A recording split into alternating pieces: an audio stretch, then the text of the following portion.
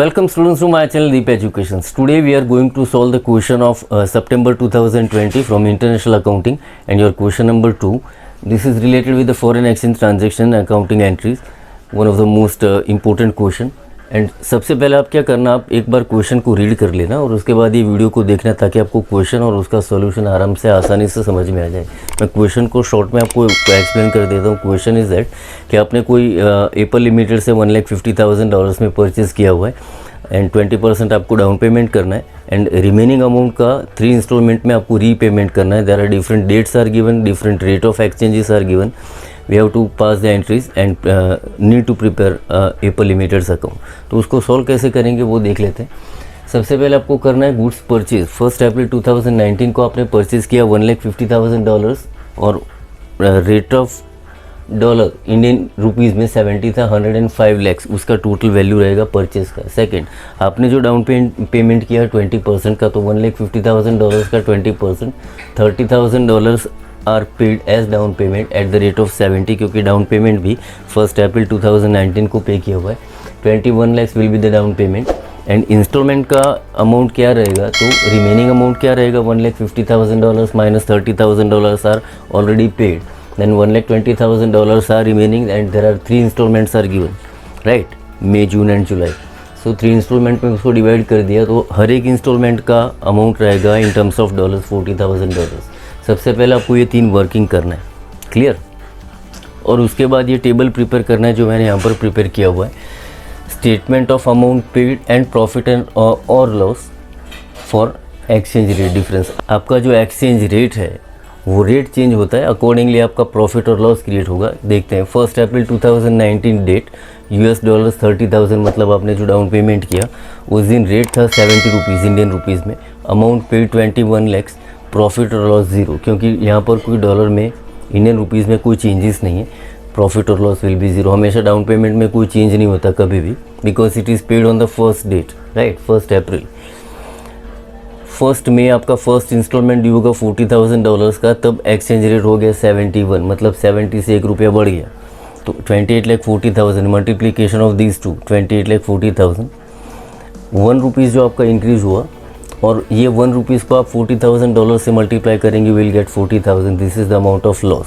Second, 1 जून को $40,000 eight the rate of 72, मतलब ₹2 आपका एक्सचेंज रेट बढ़ गया, मल्टीप्लीकेशन ऑफ दिस टू 28,80,000, ₹2 आपका इंक्रीज़ हुआ and ₹2 into 40,000 you will get 80,000 and $40,000 multiplied by 71 third installment. It is given in your question 28,40,000.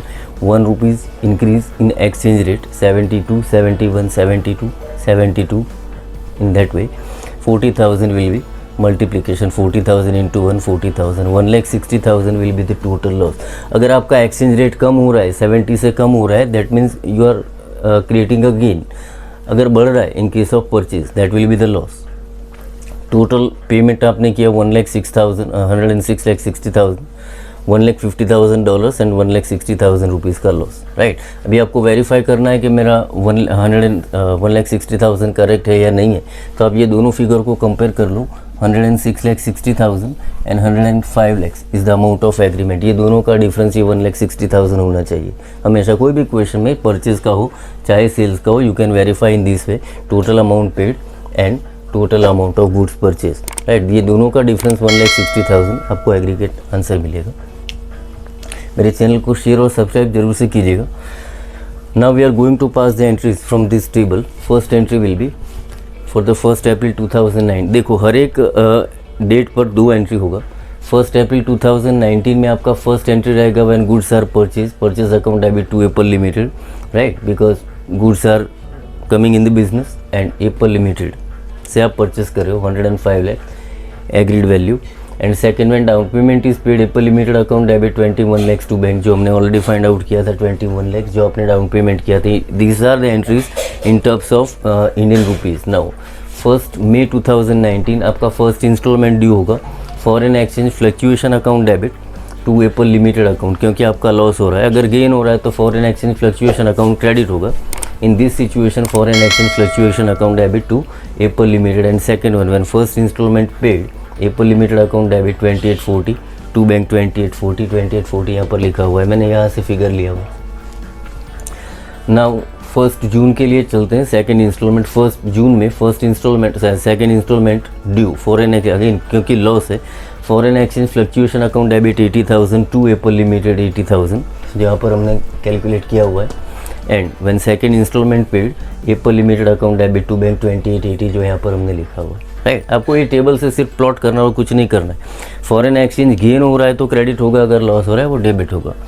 And last one 1 जुलाई को आपको entry pass करना है for the third installment due foreign exchange fluctuation account debit 40,000 to Apple limited 40,000 and when third installment is paid Apple limited account debit to bank 28,40,000। वो figure यहाँ से मैंने लिया हुआ। लॉसेस आर डेबिटेड, अगर gain है तो क्रेडिट होगा, राइट। मेरे चैनल को शेयर और सब्सक्राइब जरूर से कीजिएगा। और ये जो टोटल लॉस है 1,60,000 उसका एंट्री रहेगा profit and loss account debit to foreign exchange fluctuation account, क्योंकि ये लॉस का अमाउंट है, प्रॉफिट एंड लॉस अकाउंट में चार्ज होगा। और एप्पल लिमिटेड अकाउंट कैसे बनेगा, सिर्फ आपको ये एंट्रीज का पोस्टिंग करना है। मैंने ऐसा अकाउंट उसको प्रिपेयर किया, date particular rupees, this are the debit balances, credit balances.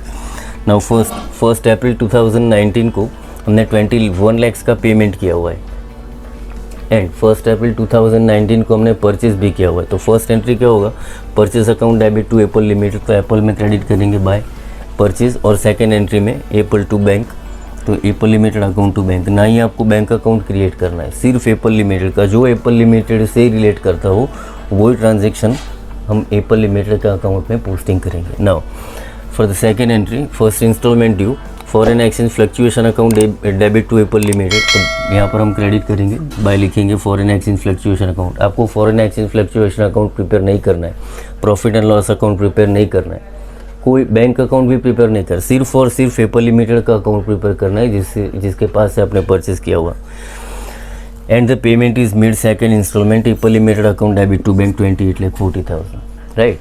For the third installment second installment foreign exchange fluctuation account debit to Apple Limited 80,000, right, and payment is made to bank 28,80,000. Clear? And last one, third installment due foreign exchange fluctuation account debit to Apple Limited, यहाँ पर credit हो and to bank 28,40,000. आप अगर ये match करोगे you will get the same amount 106,60,000 106,60,000 जो हमने already पहले यहाँ पर कैलकुलेट किया हुआ है। You will get the same amount, right. In this way you can solve the question and you can get the 20 marks, क्योंकि सितंबर 2020 में ये क्वेश्चन 20 मार्क का था। तो सबसे पहले आपको ये वर्किंग्स करना है, उसके बाद एंट्रीज पास करना है, ये टेबल प्रिपेयर करना है और जो एप्पल लिमिटेड का या जो भी जिसके पास से आपने परचेज़ किया उसका अकाउंट प्रिपेयर करना है और इसको क्लोज करके मैच करना है। So in this way you can get the best marks, right. और आगे नए क्वेश्चंस को सॉल्व करेंगे, तब तक के लिए थैंक यू।